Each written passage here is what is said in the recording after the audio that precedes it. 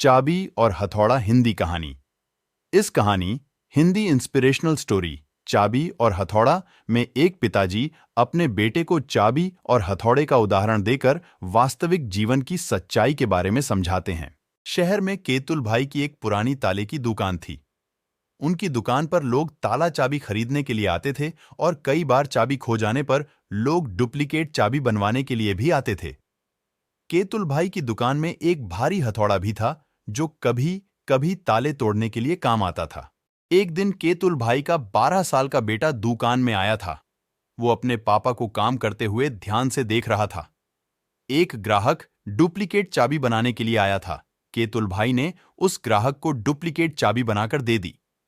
थोड़ी देर के बाद एक दूसरा ग्राहक आया और उस ग्राहक का ताला तोड़ने के लिए केतुल भाई ने हथौड़े का इस्तेमाल किया।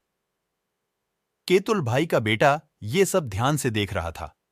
उसने अपने पापा से पूछा कि पापा, आखिर इन छोटी छोटी चाबियों में कौन सी खूबी है जो इतने मजबूत तालों को बड़ी आसानी से खोल देती है, जबकि हथौड़े को वही ताला खोलने के लिए प्रहार करना पड़ता है।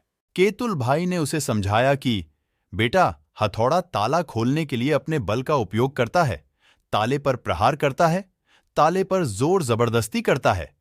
हथौड़े का इस्तेमाल करने से कभी भी ताला खुलता नहीं है, वो तो टूट जाता है।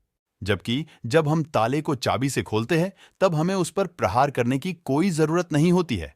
चाबी ताले के अंदर जाकर अपनी जगह बनाकर बिना किसी प्रहार के उसको आराम से खोल देती है। पिताजी ने अपने बेटे को यह भी समझाया कि हमारे वास्तविक जीवन में भी ऐसा ही होता है।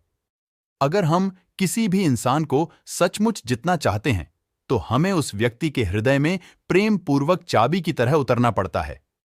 जोर जबरदस्ती करने से हम कोई भी काम कर तो सकते हैं, किंतु वो ताले को खोलता नहीं है, बल्कि उसे हथौड़े की तरह तोड़ देता है। जब हम आसानी से चाबी की तरह काम पूरा कर सकते हैं, तब हमें हथौड़े की तरह जोर जबरदस्ती नहीं करनी चाहिए। जो चीज बल से प्राप्त की जा सकती है, उसे प्रेम से भी प्राप्त किया जा सकता है, किंतु जो चीज प्रेम से प्राप्त की जा सकती है, उसे बल से नहीं प्राप्त किया जा सकता।